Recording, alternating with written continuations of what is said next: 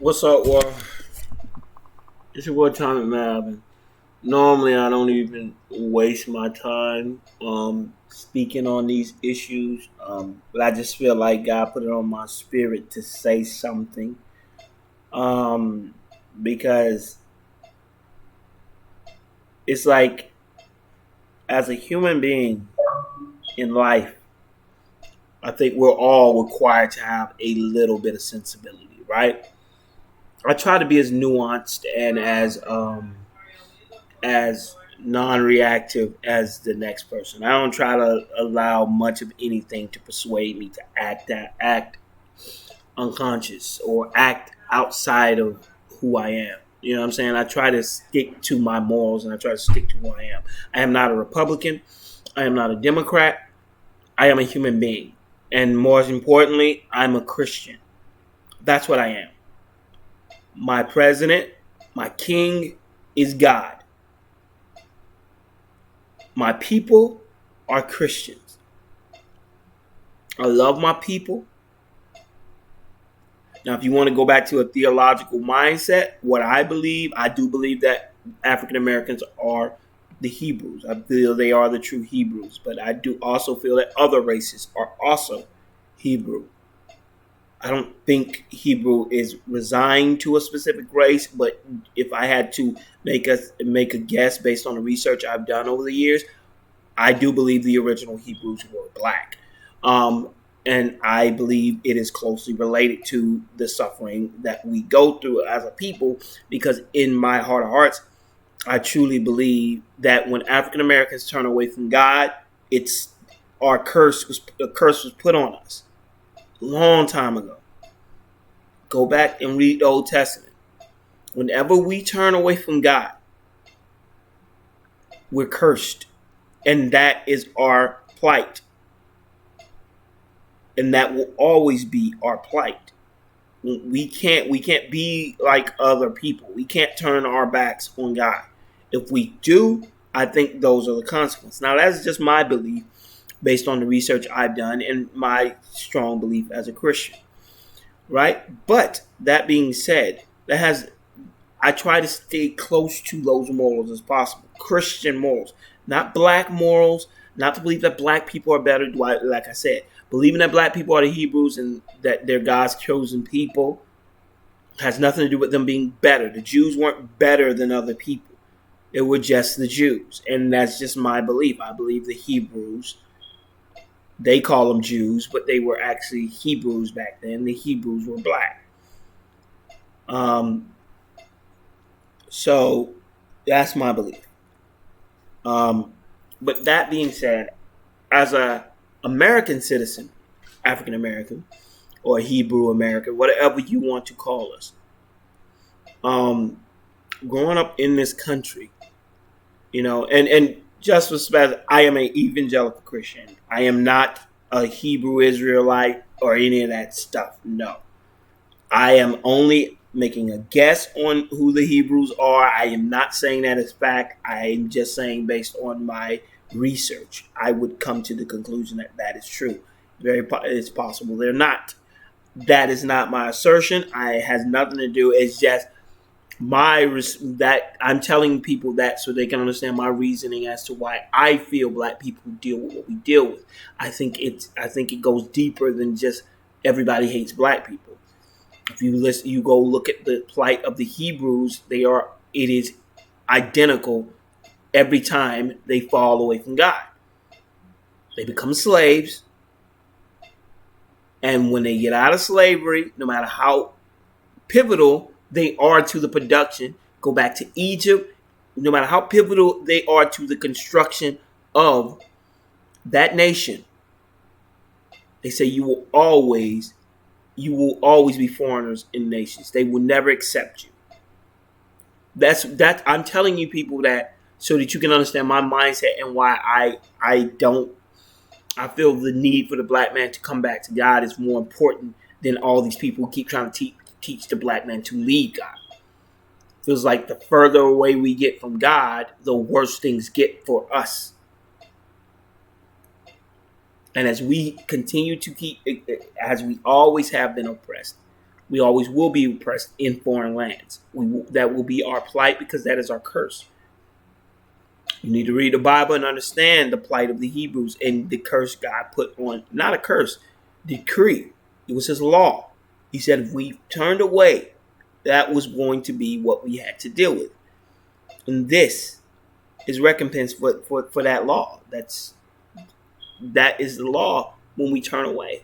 Those who follow Christians, I truly believe this. If you stick to God, God will protect you. But that's, like I said, that's my personal belief. And I'm not on here to give a Bible sermon. I'm on here to give my thoughts on this issue. Anybody wants to specifically talk to me about that, I'm always open to talk about that.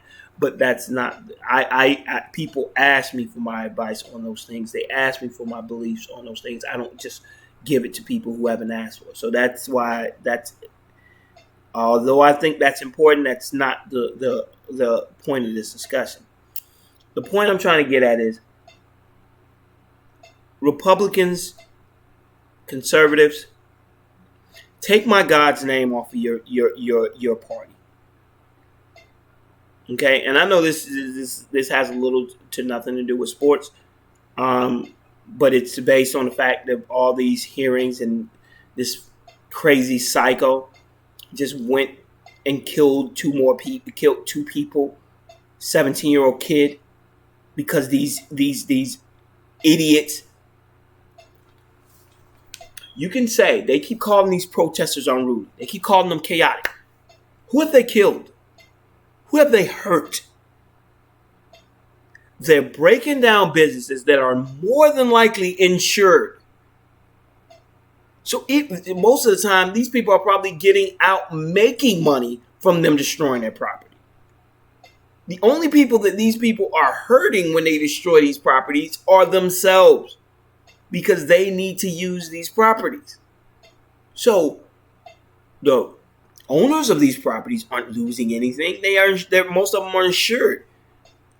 So the damage that is incurred through these protests are probably people are going to say they probably had a freaking Hummer in their garage and make money off of it. Businesses burn them when they're losing money. Businesses burn their businesses down all the time, and they have to do what's called insurance fraud, because most of the places are insured for more than what they're worth. So, quiet as it's kept, a lot of this vandalism and protesting is actually giving money to a lot of these businesses. So, these people who are touting that these businesses who are probably not making money during this whole COVID situation anyways, they probably are way in debt because of the government and their reluctance to help poor people, right? These people are going on TV every single night and they're telling these people they're coming for you. They're coming for you. They're coming for you. They're coming for you. They're coming for you. And they're telling these crazy, already slightly unhinged people, because you have to be slightly unhinged to vote for Donald Trump. Not to, let me scratch that, not to vote for Donald Trump, to support Donald Trump. Not support his policies, not support his ideas on certain issues, but to support the man. To support the man, you have to be deeply flawed, slightly unhinged. To support a man that has no moral compass whatsoever. He has none, zero. Anything that requires a hint of moral fortitude, Donald Trump lacks. He lies and has been caught lying millions of times. He's an adulterer. He paid for somebody to... This guy, he's the only person I know who has publicly committed every single sin outside of homosexuality. And as far as we know, he probably committed that too. But outside of... He's done sexual immorality, lied on a neighbor, lied on his neighbor. He's killed people.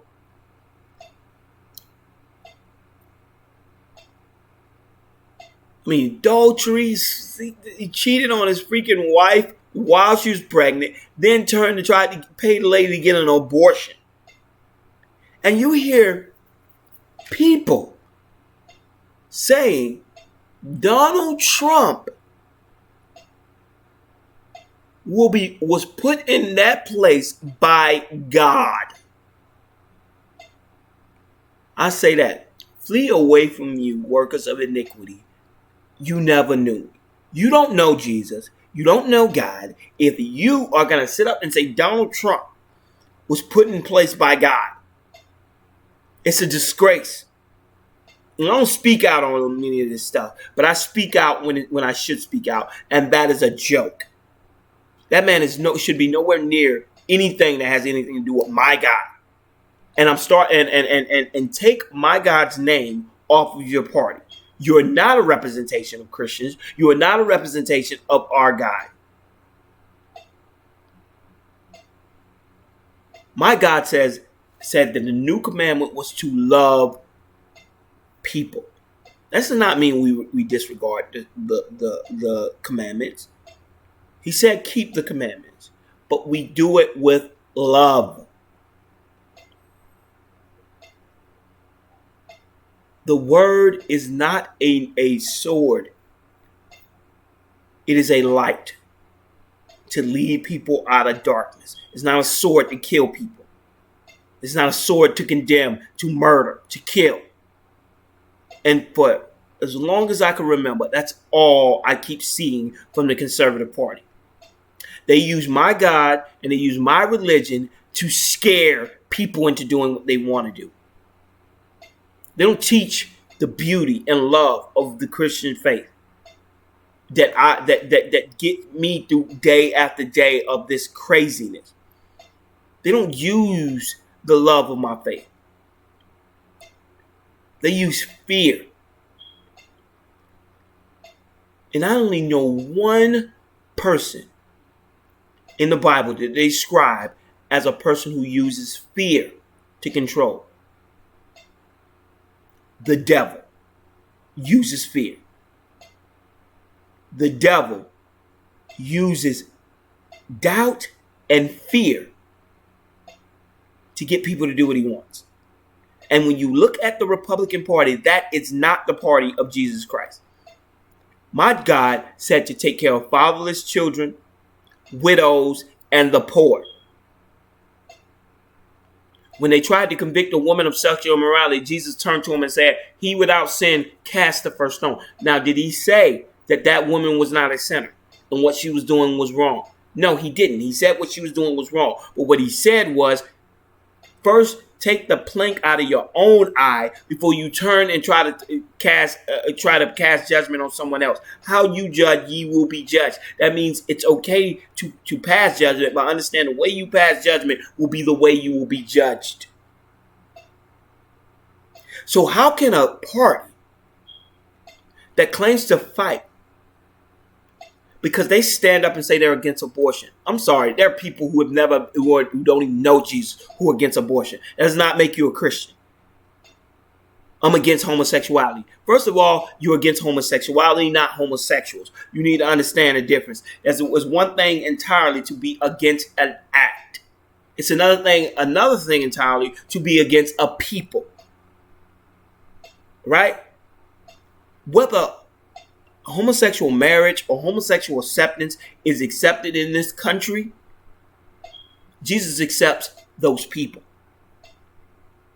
And whether or not you want to walk around and tout the fact that you're a Christian over the fact that you don't like homosexuality and that's your key to being a Christian, then you're missing the point.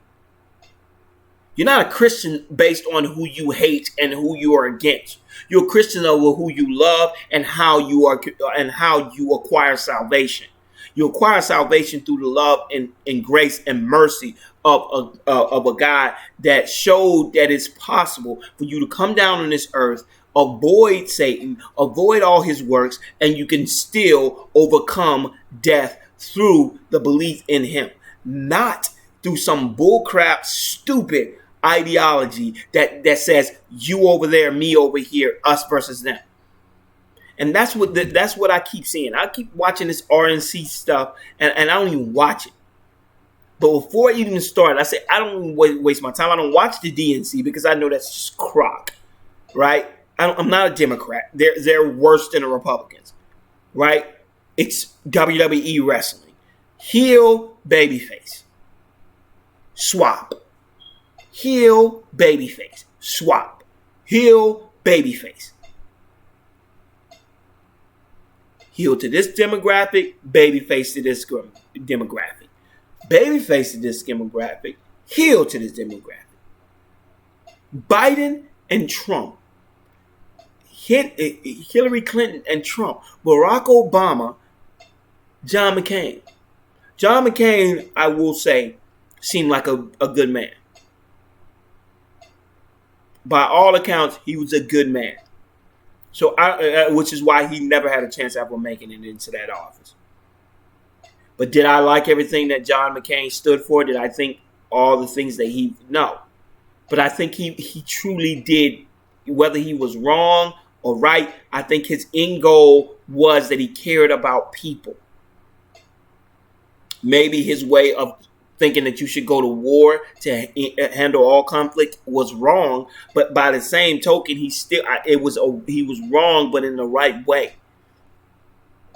I never had faith in Barack Obama because in order for you to get to be the first black president means you had to give white people, a lot of racist white people, a reason to vote for you.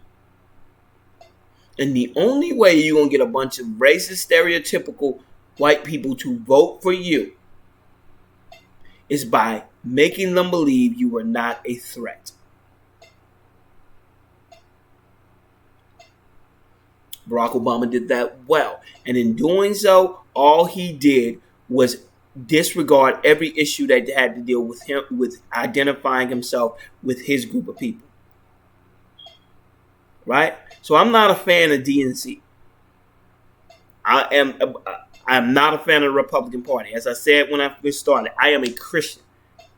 Period. My people are Christian. But I am an African American, and I love my people who share my hue, because I understand their strife. I understand their struggle. I understand what it's like growing up in this country in which everything about it is set up for you to fail. When the most mundane actions require you to ask yourself if it's just a person having a bad day or if it's somehow, some way, me being punished for my race again. When you show up 2 minutes late and they're giving you a look like you're a scumbag and being disrespectful because you're not late, black people are late.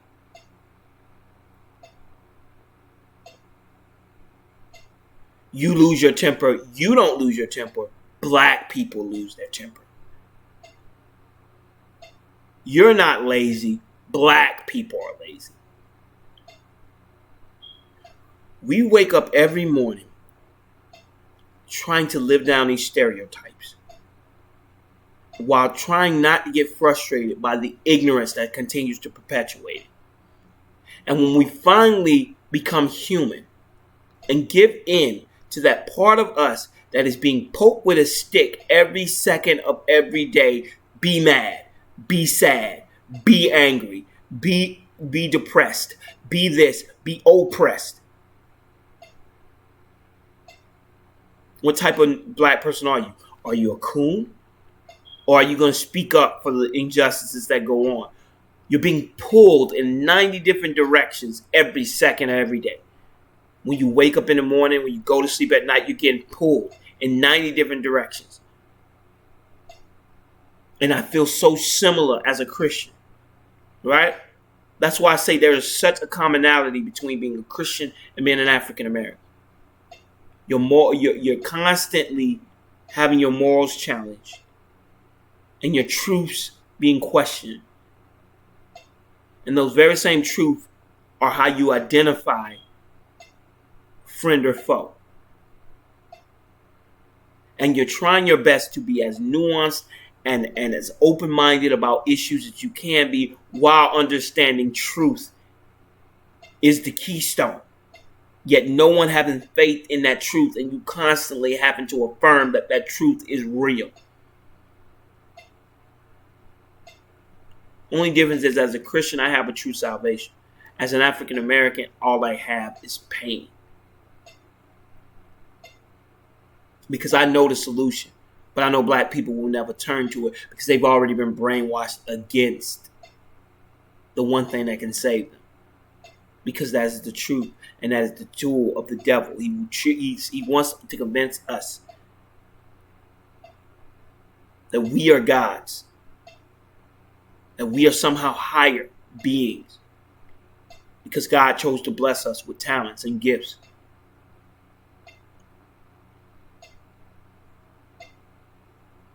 David slew Goliath and at some point started to believe he was magnificent, not the God that gave him the ability to do what he does.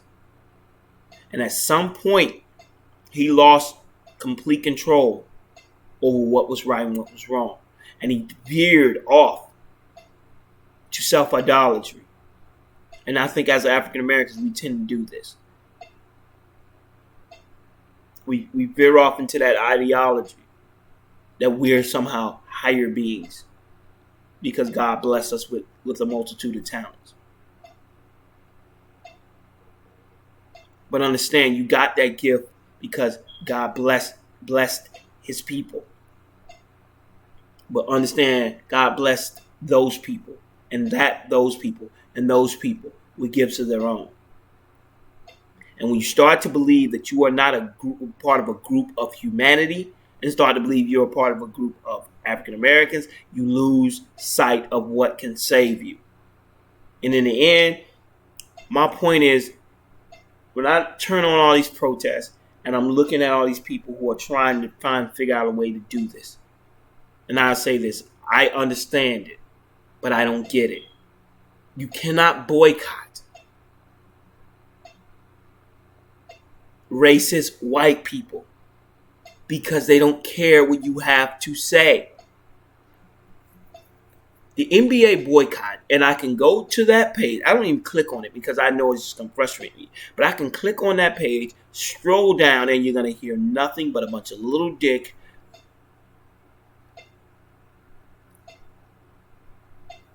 geeky, never had a girlfriend in their life, losers, writing a bunch of stuff that show how jealous they are of black people, how incredibly insensitive to the plights of others, and how sensitive they are to their own plights. And this self-grandizing and self-absorbed look at life.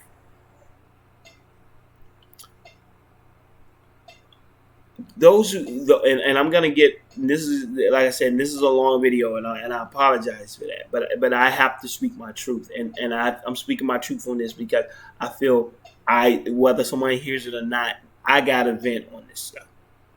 I grew up in a situation where, when I was a little kid, my first run-into with a cop was being 7 years old and being taken underage. My mom probably didn't, as far as I know, my mom didn't even know I was being questioned. 6 or 7 years old. They take me into this room. They keep trying to get me to say my brother was pointing a gun at another kid. I said, my brother does not own a gun. That was not a real gun. It was a BB gun. These cops, a 7-year-old, threatened to throw me in jail if I didn't tell the truth, in which I kept trying to stress to them that I was telling them the truth. I get a little older, 3 or 4 years go by. My cousin gets pulled over by the cops. They put him in handcuffs and sit him in a live ant bed for 30 minutes. So after these ants have been sufficiently eating the skin off of his bones,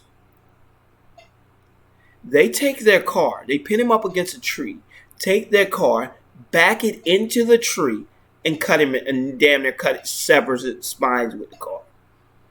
Crushes his whole right side. To this day, he walks around with a cane and all. Luckily, he didn't die. They were trying to kill him. He didn't die. Right?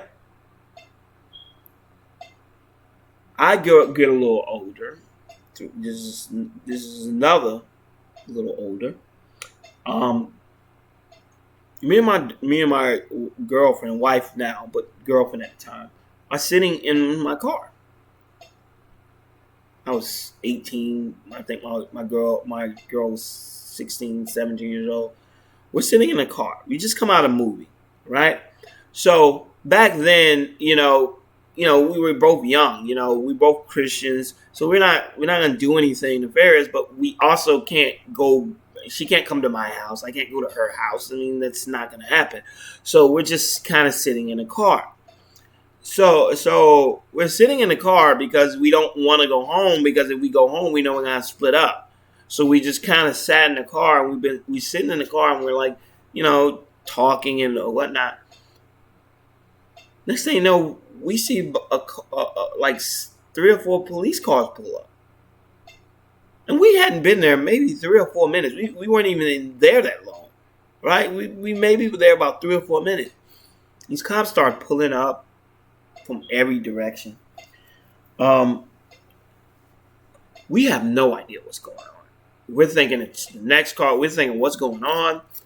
So after a while, we realize they're knocking on our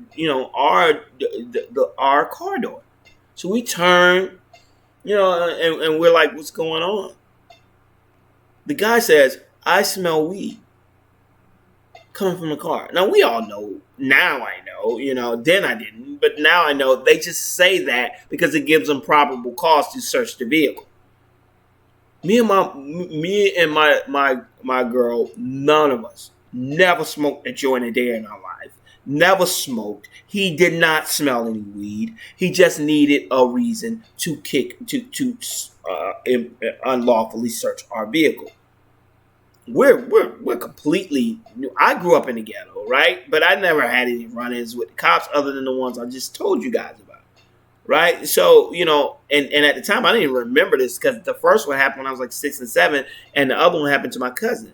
So he was my first cousin, so it was kind of close to me, but it wasn't a situation where I connected it to the cops. I just connected it to my cousin's situation. So it wasn't one of those things where I thought about it.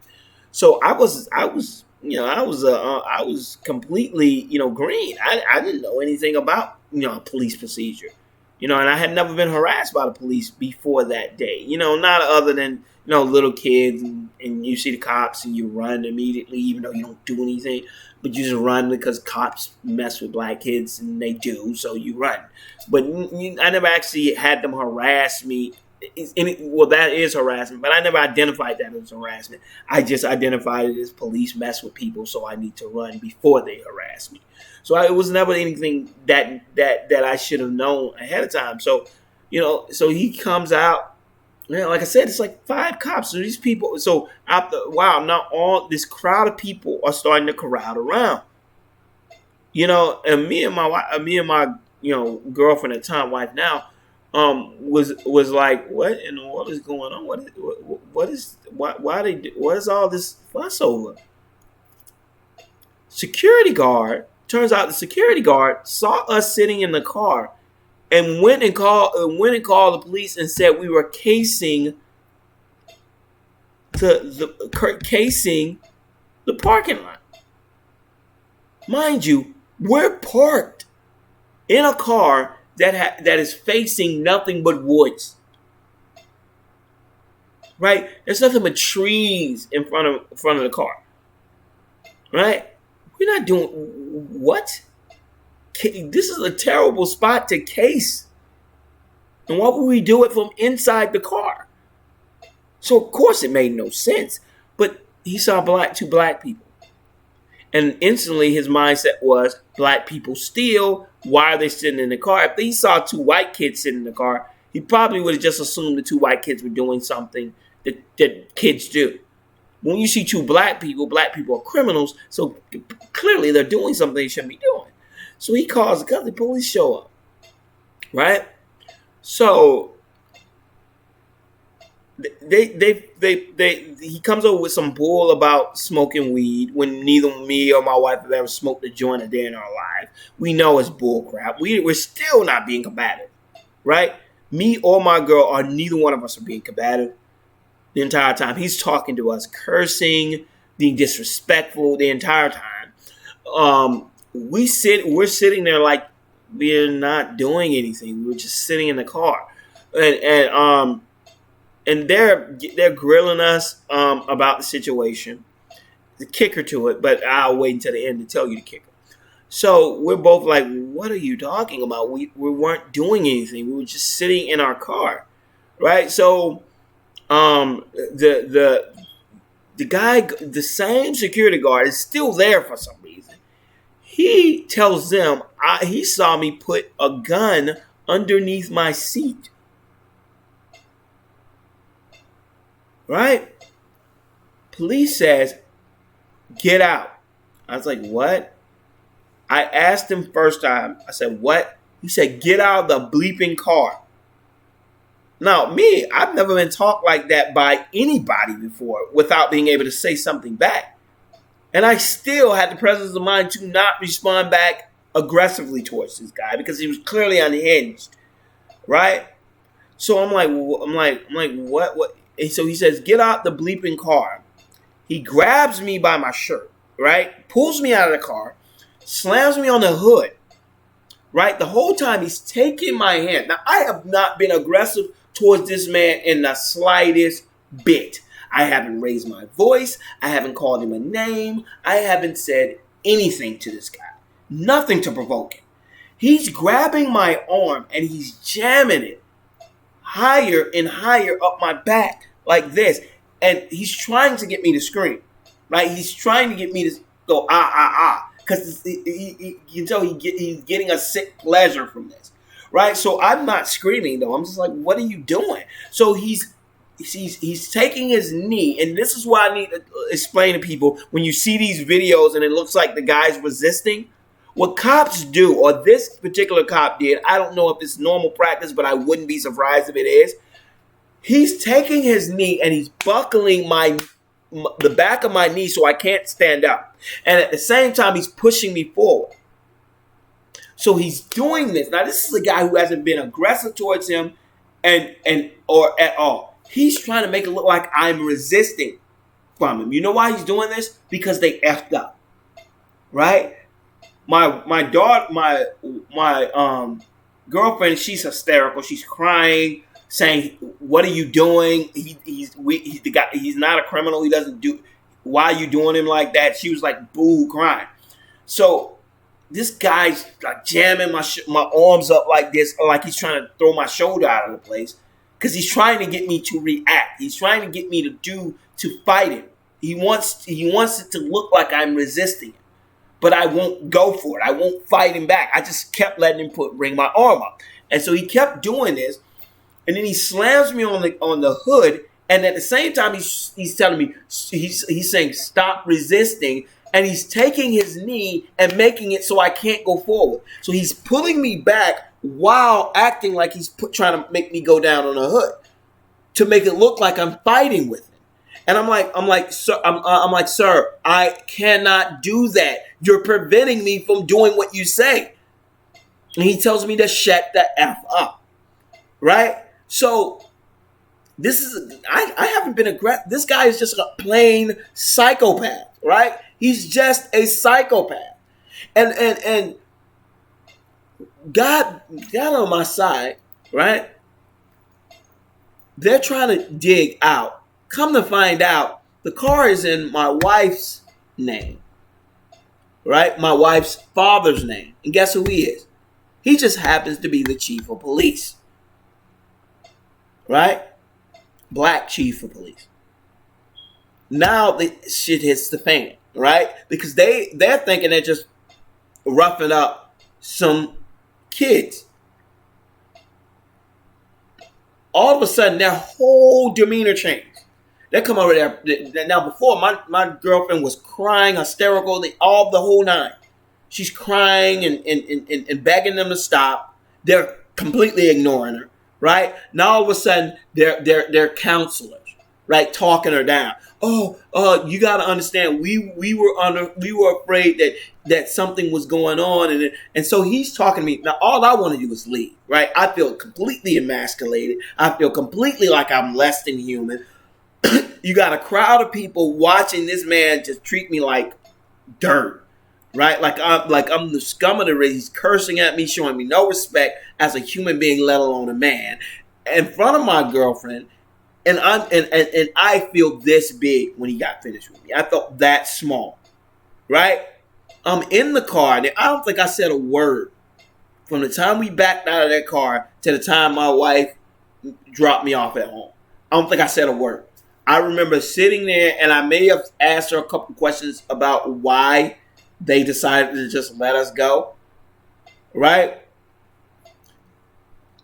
But the entire time, you can tell he was trying. They knew when they didn't smell any weed. They knew when they searched the car, we had nothing. We were straight arrow kids, right? Nothing criminal, right? He tried to get me to fight him so they can have a reason to take me to jail, because they knew they had put all this manpower in this belief that we were casing and getting ready to steal. So then they couldn't prove that. So then they tried to get us on other charges, guns, weed, drugs. They tried to get anything. But sorry, you're messing with two straight arrow kids. You're not going to find anything in our car. We're just good kids. Right? So they don't have anything. So he tries to bait me into fighting him, because that's their last ditch effort to try to get something, because they wasted all this time on us. And in their mind, I truly believe they want to believe they're not racially profiling. Right? And when they do this, they always open themselves up to lawsuits. So when they're seeing this happen, they do this a bunch of times, right? Because they went overboard, and they have to go overboard, continue to go overboard, because it's the only way they can save face. I can't waste this opportunity. I can't waste this opportunity because they'll sue us now. Now they have grounds to sue us because we've overstepped our boundaries. That was the third situation I had with cops, right? So, I think it was like 3 months later, right? This time, I was by myself. Me and my girl got into an argument, and I left. Asked my mom to come pick me up.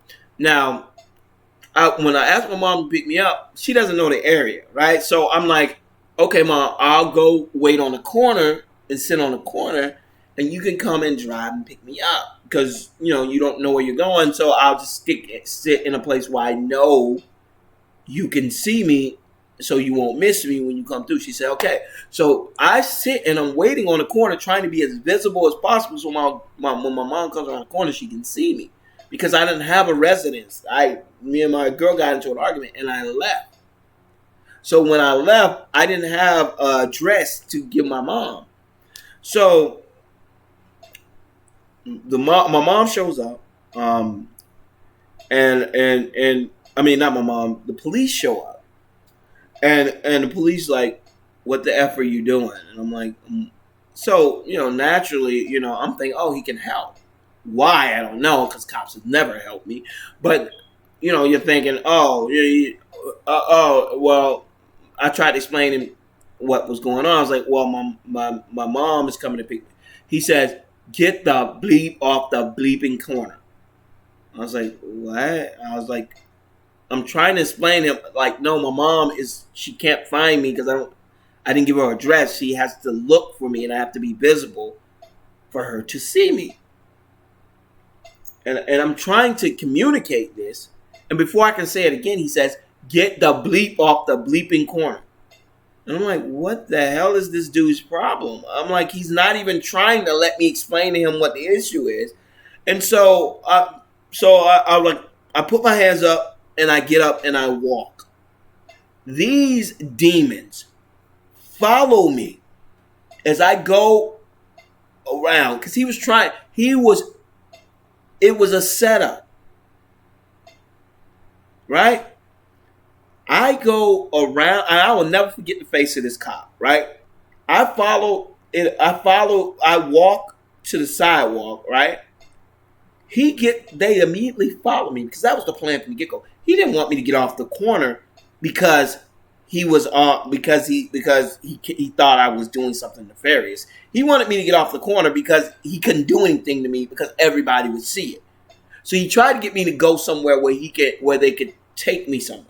Right? I did not know this. Like I said, even after my last issue with the cop, I still gave them the reason, the benefit of the doubt.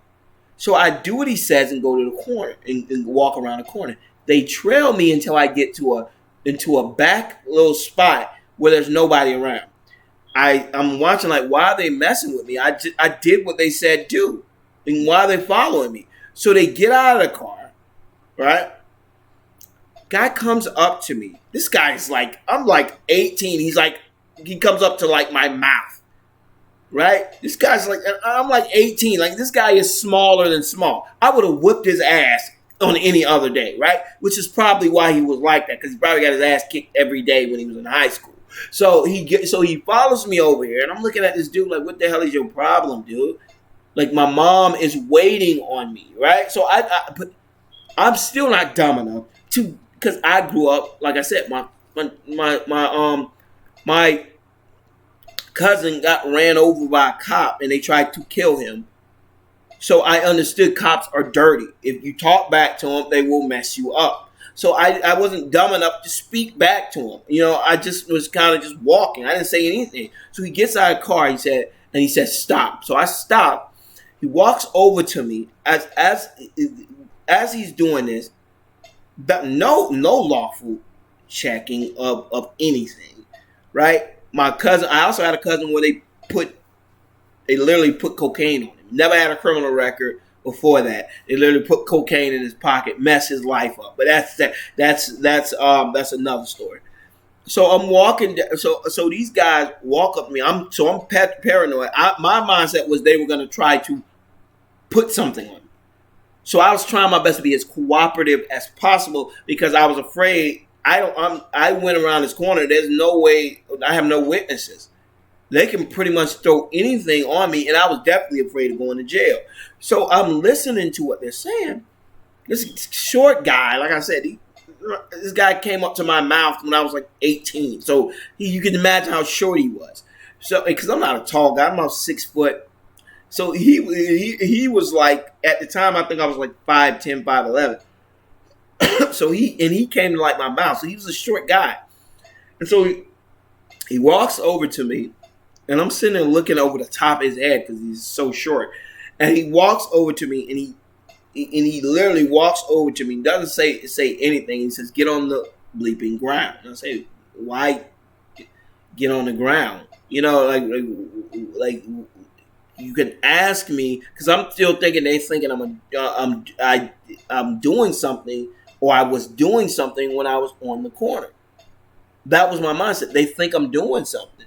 So I kind of stammered for a second, but I knew not to say anything. So I was just kind of like, just completely,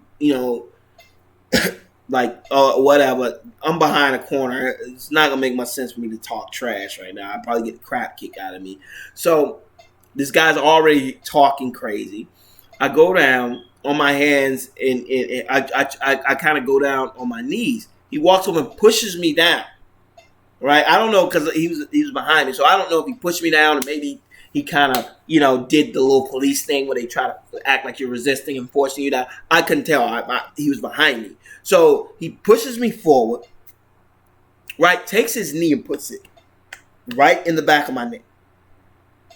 This is all because I was sitting on a corner, right?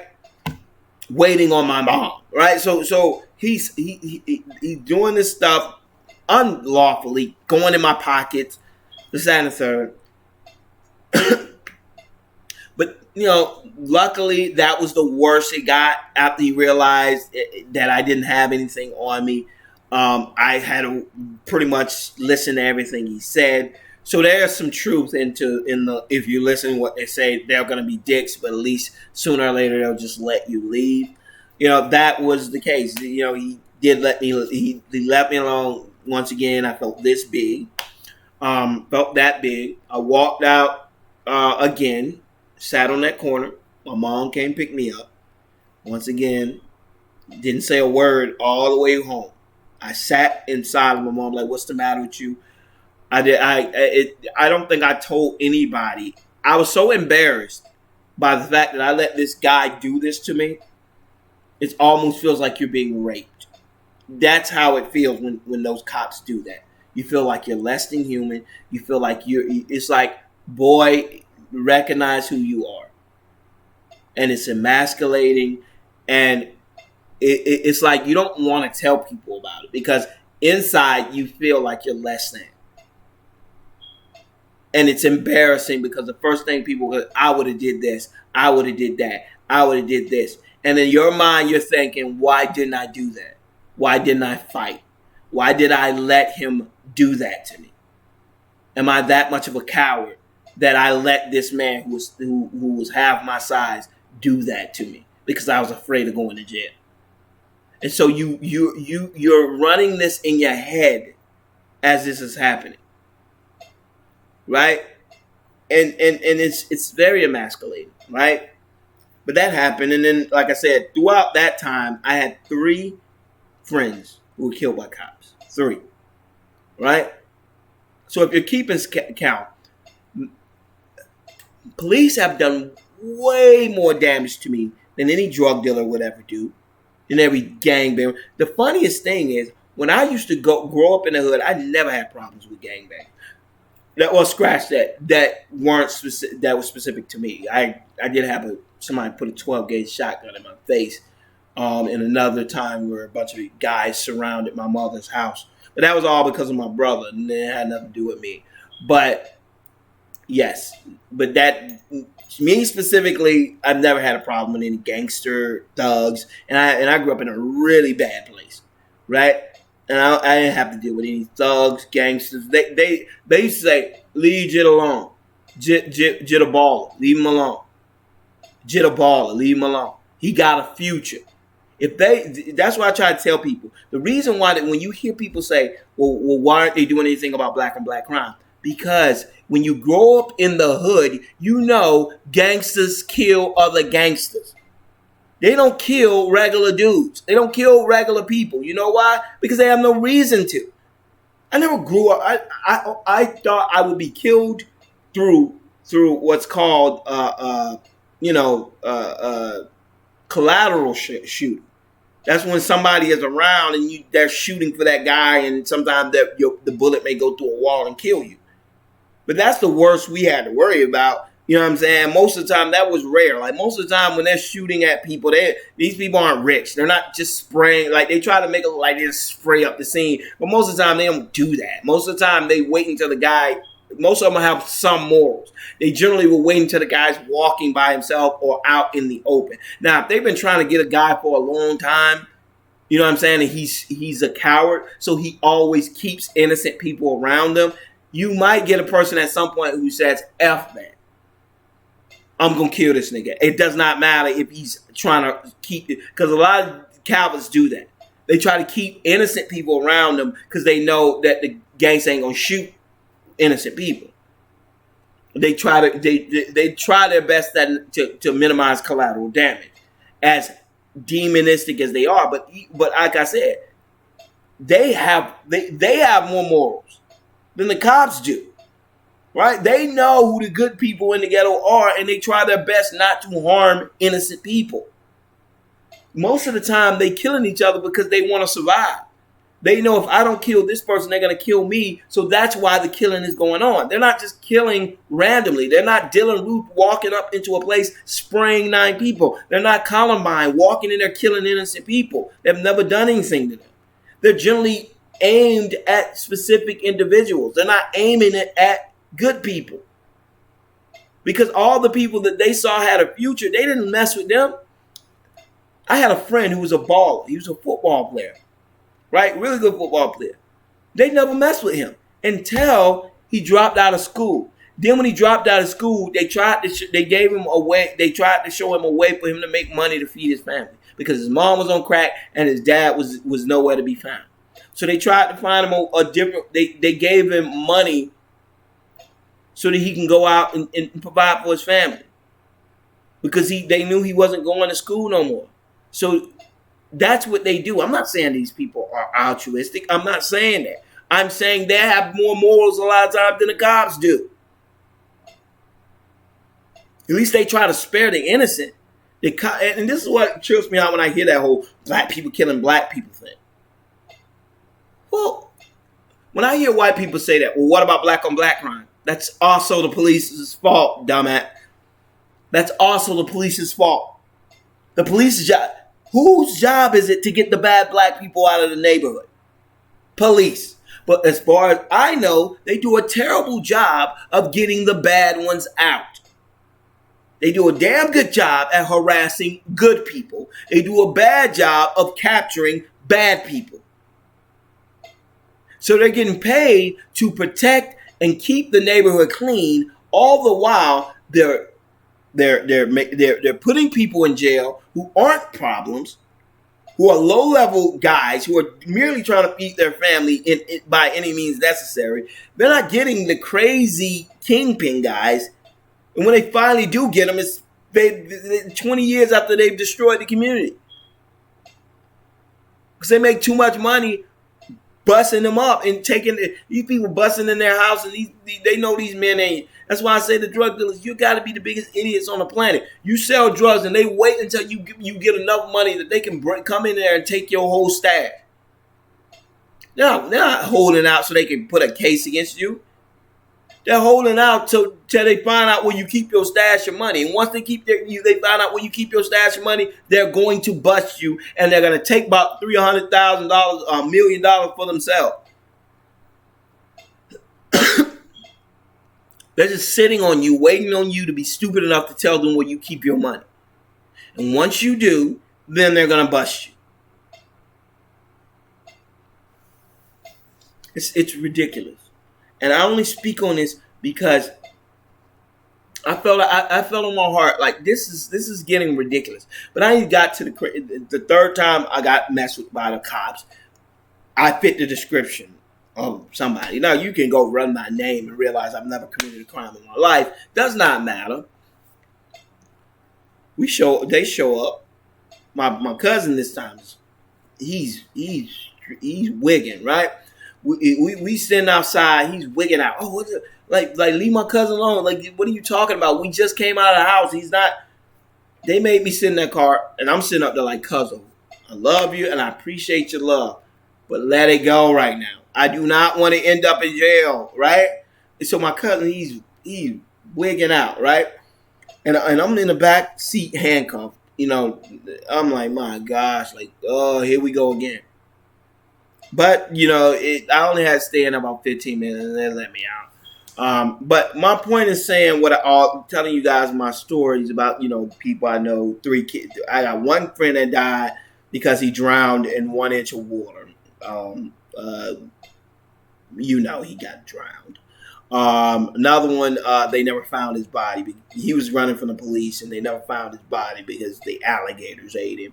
And a third one, they just shot him. I think he got shot in the head. So, you know, it's like the cops have done more damage than any. So when you hear black people say, "Bruh, trust me, you don't know what it's like to be me," and you think it's some grandiose because it's fun to say that. You know, homosexuals say it now. You know what I'm saying? Asian people say it now. It was like, no, yes, it sucks to be everything in this country. It sucks to be white and poor.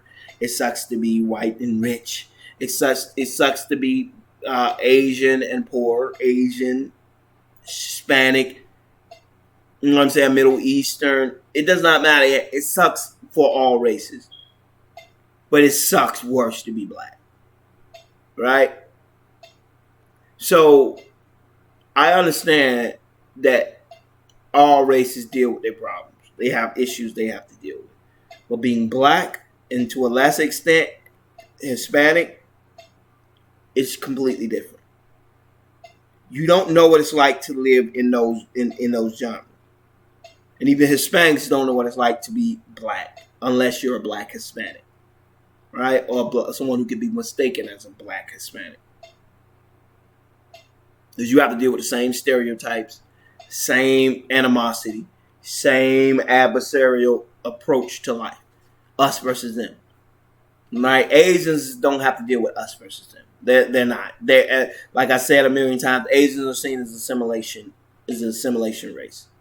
They don't ruffle feathers, and white people are not afraid of them ruffling any feathers. So they don't care about hiring one of them because they know if they hire one Asian, that's probably the only Asian that's going to be there for the next 20 years. Because Asians rarely hire other Asians.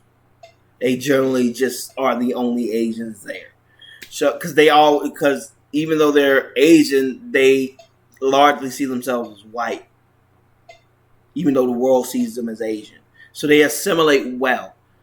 There are some African Americans who try to do it, but it's not easy to do it as an African American.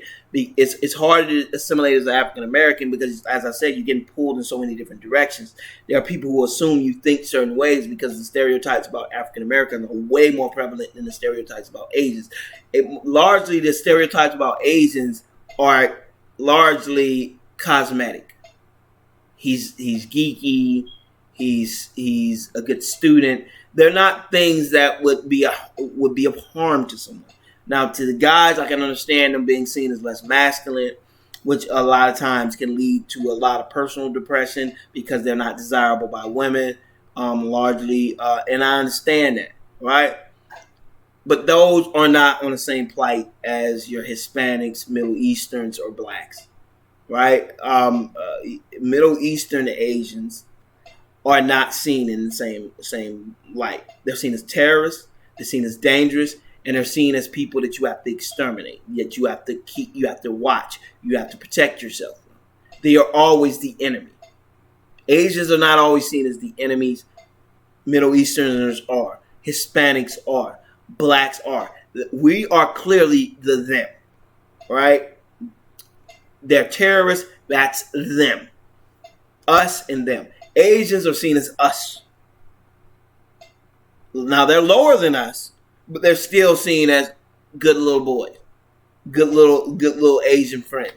He's not going to ruffle any feathers. He's not going to say anything controversial. He's always just going to toe the pump company line and not kick any dust.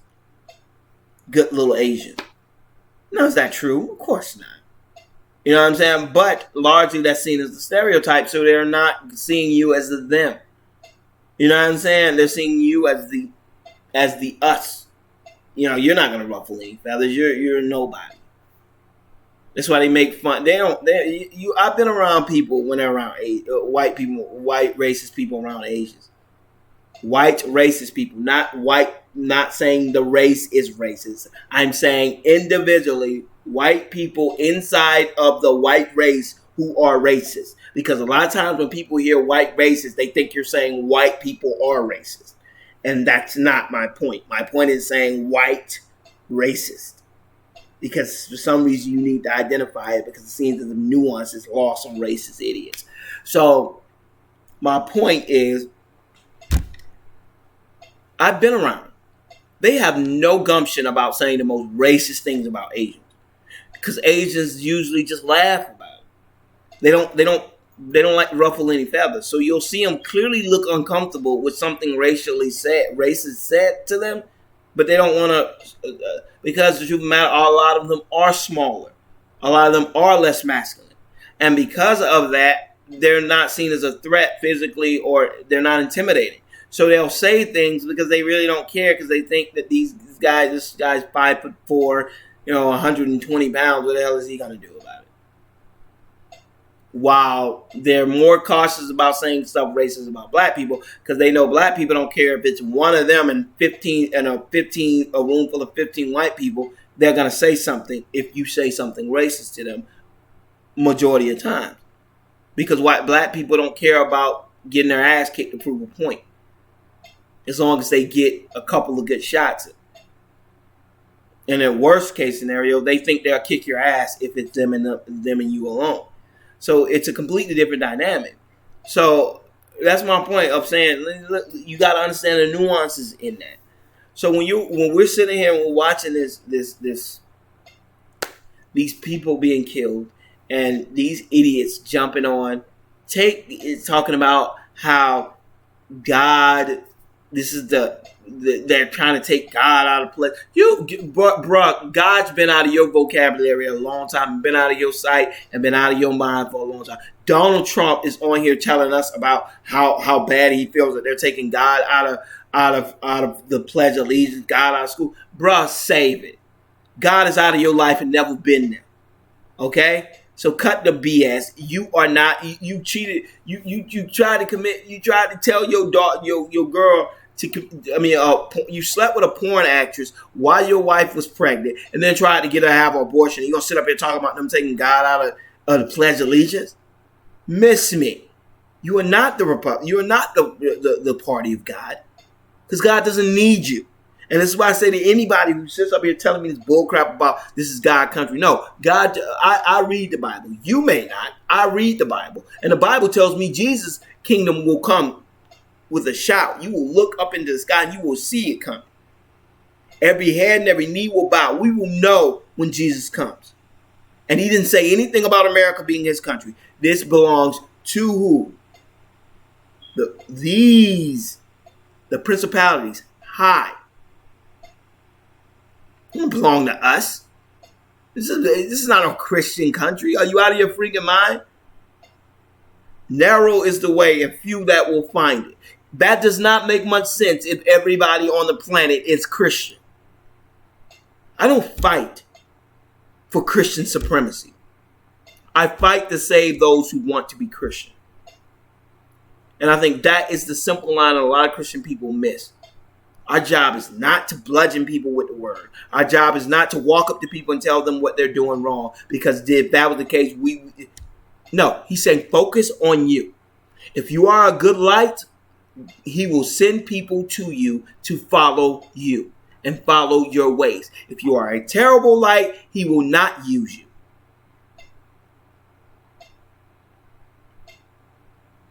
It's like hiring somebody new when you bring in a trainee for a job.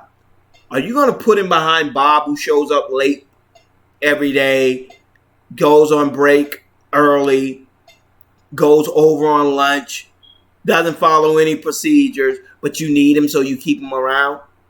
Or are you, but he's a part of the structure so you keep him around? Or are you going to put him behind, Sally, who shows up 5 minutes early and is very meticulous about every single thing she does? You're going to put her behind Sally because Sally is the one Sally is the leadership, the clone and the leadership that you want the people behind her to emulate. And it's the same thing. If you are a good Christian, God will send people to you, not for you, to get your perspective, to get your understanding. Why? Because getting that understanding is how you become a better Christian, how you become a Christian. But you can't become a Christian by walking up to people who never asked for your input.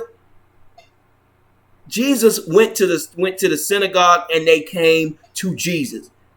He didn't go out looking for people to mess with. He didn't show up on campus with signs telling people they were going to hell. He wasn't going around instituting laws to make sure people didn't sin.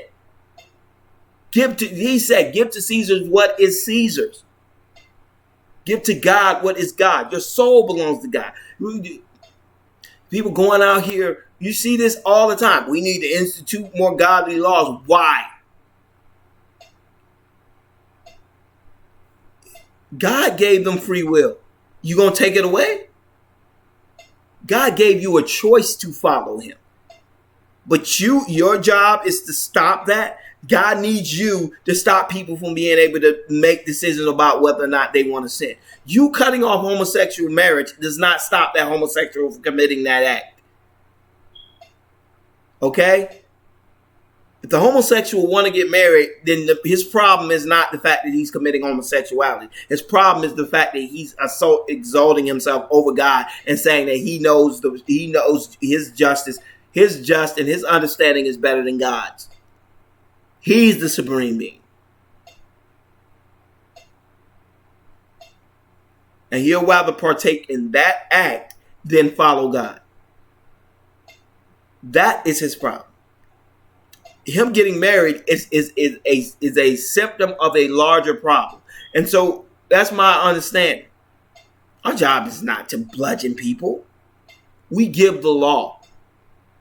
We follow the law.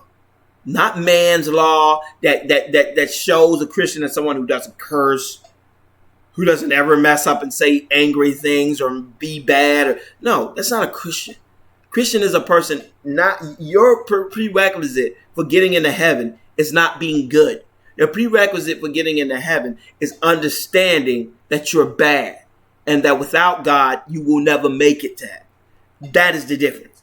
If you do not know that, then you are missing the point. If you believe you're good enough to get into heaven on your merit, then you are missing the message.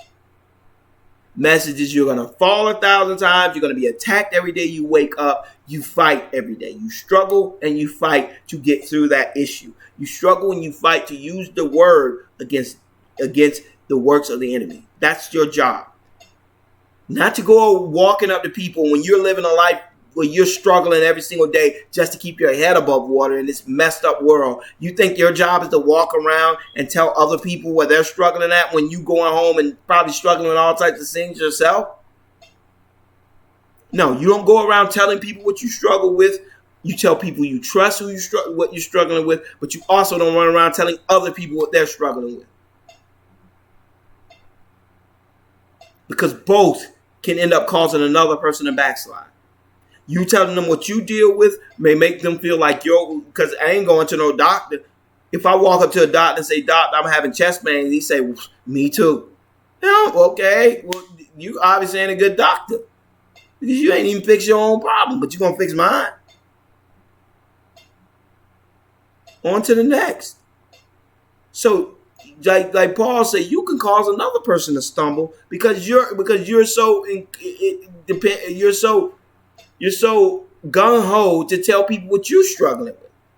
I don't want to hear what you struggle with. I didn't come to you because I wanted to hear what you struggle with. I came to you because I want to understand how to live better than how I'm living now.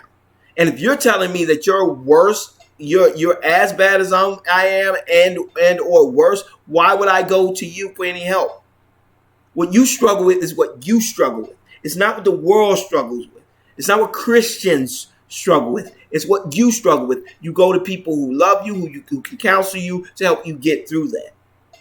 And on top of that, you go after that. You don't go around pointing at other people because if you sitting around here telling other people what they struggle with, and when they didn't ask your opinion on the situation, then they're gonna tune you out. Because the easy action to that is that's your belief, not mine. So if you walking around telling another, that's like walking around telling somebody, "Hey, you're not following the rules of the game." It's like, I'm not playing the game.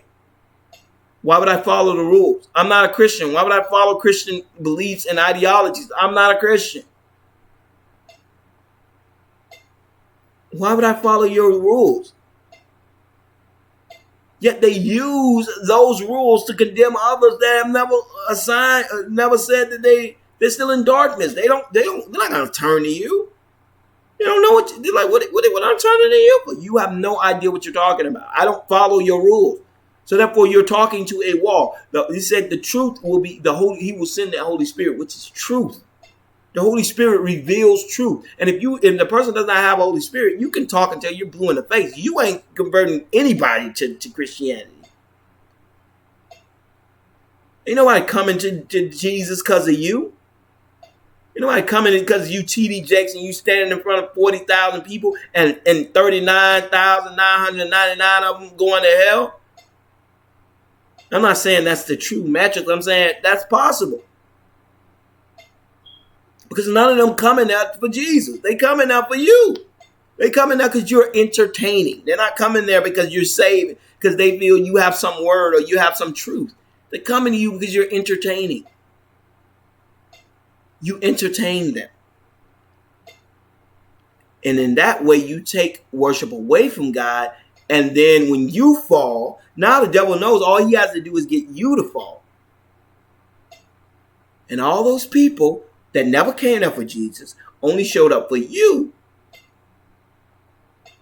Guess what they gonna do? All right, this Christian thing ain't for me. If that pastor would do it, then anybody can do it. No, that pastor was never that great to begin with. He just hit it because you were blinded by the fact that he has millions of dollars and luxury and all this stuff. So you equate a luxury with blessing, and those two things have nothing to do with anything.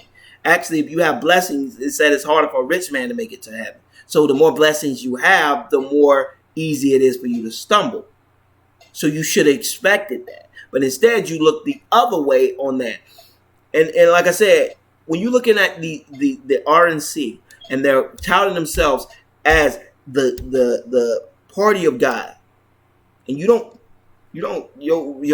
eyebrow doesn't raise in confusion at that assertion, then I don't know what world you live in. Take my God out of your name. You are conservatively racist. You are conservatively nationalist.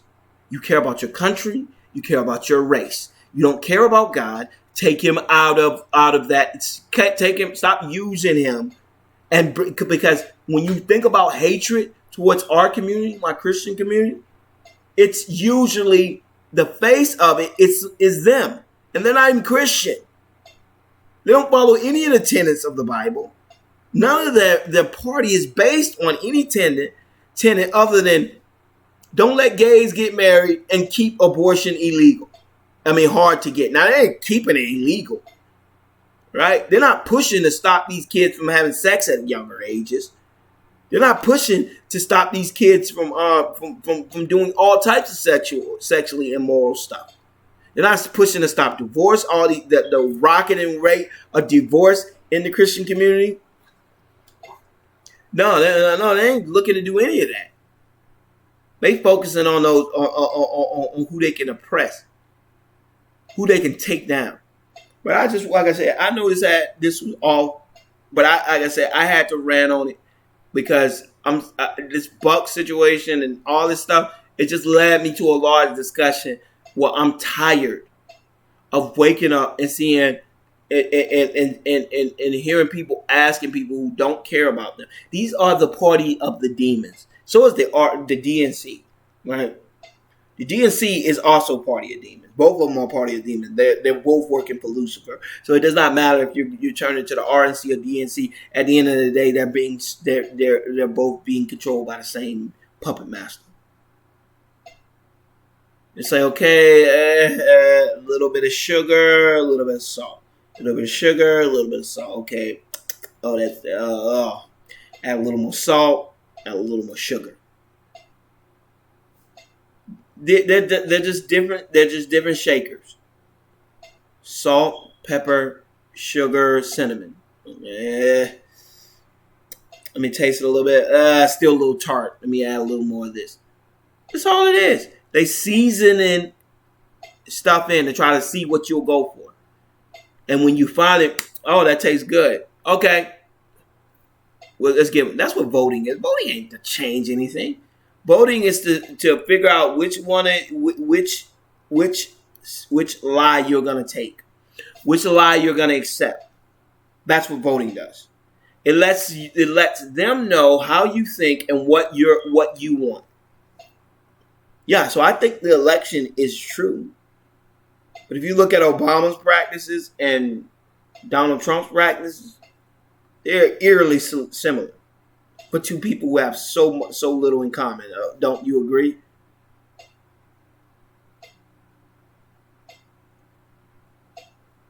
I don't buy into any of that crap. Don't come to me with no right-wing bull crap. Don't come to me with no left-wing bull crap. I care about black people, white people, Hispanics. I care about people. but I definitely care about the injustice that the black community has to deal with, and the blatant disregard for that struggle from a person who's dealt with it my entire freaking life. And I know my story is not unique because I talk to people all the time who know what it's like to be African American in this country. And I don't say that for the idiots to listen to, because they're not going to listen to it. They don't care. They're Republicans. They're Democrats. They're not human beings.